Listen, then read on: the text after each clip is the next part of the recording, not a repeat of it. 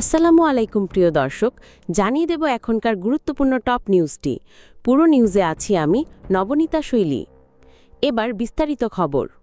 ঢাকা বিশ্ববিদ্যালয় কেন্দ্রীয় ছাত্র সংসদ ডাকসু নির্বাচনে হঠাৎ করে আলোচনার কেন্দ্রবিন্দুতে চলে এসেছে ইসলামী ছাত্র শিবির সমর্থিত ঐক্যবদ্ধ শিক্ষার্থী জোট।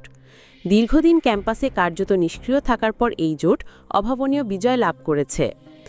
ভিপি পদে নির্বাচিত হয়েছেন সাদিক কায়েম, জিএস পদে এস.এম. ফারহাদ এবং এজিএস পদে নির্বাচিত হয়েছেন মোহাম্মদ মহিউদ্দিন খান। এই ফলাফলকে অনেকে শিবিরের ছাত্র রাজনীতিতে প্রত্যাবর্তনের একটি নতুন অধ্যায় হিসেবে দেখছেন। তবে এই নির্বাচনের ফলাফলকে কেন্দ্র করে শুরু হয়েছে তীব্র বিতর্ক। ছাত্রদলের ভিপি প্রার্থী আবুদুল ইসলাম খান নির্বাচনকে পরিকল্পিত প্রহসন বলে আখ্যায়িত করে ফলাফল প্রত্যাখ্যান করেছেন। তাদের অভিযোগ, ভোট কেন্দ্রে ব্যালট পেপারে আগেই সিল মারা ছিল এবং ভোট গ্রহণের সময় কারচুপির ঘটনা ঘটেছে। একই ধরনের অভিযোগ করেছেন স্বতন্ত্র প্রার্থী রূপায়া শ্রেষ্ঠা তঞ্চঙ্গা। তিনি দাবি করেন তার এক সহপাঠীর ব্যালটে আগে থেকেই চিহ্ন দেওয়া ছিল নির্দিষ্ট প্রার্থীর পক্ষে। এসব অভিযোগের পর একজন পোলিং অফিসারকে দায়িত্ব থেকে অব্যাহতি দেওয়া হয়েছে।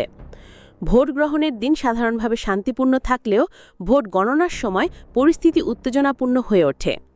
দীর্ঘ প্রায় ৬ ঘণ্টা বিলম্বের পর গভীর রাতে ফলাফল ঘোষণা শুরু হয়।